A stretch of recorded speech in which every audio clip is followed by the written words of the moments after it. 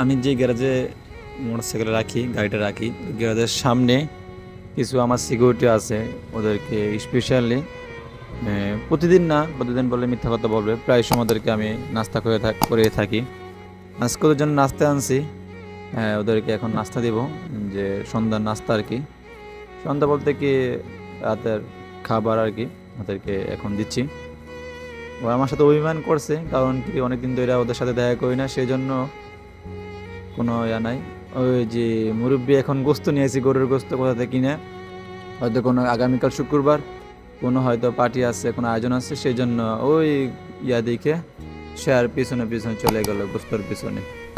আর একটা খুব ক্ষুধা পেয়েছে, সেই জন্য সে আমার সাথেই লেগে আছে, তাকে আমি পেট ভরে খাওয়াচ্ছি।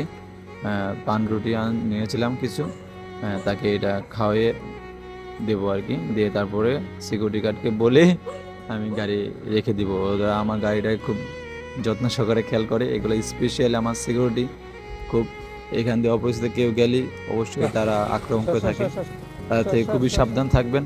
এখন আমি চলে যাব গাড়ি রাখার জন্য আমার গন্তব্যস্থলে। এই যে ওরা এসেছিল এই বাসায় গোস্ত খাওয়ার জন্য, কিন্তু আসলে এই গোস্ত তাদেরকে দেয় নাই। আগামীকাল হয়তো কিছু হাড্ডি পাইতে পারে ওরা খাবার জন্য। এখন আমি রেখে দেবো আমার গাড়িটা।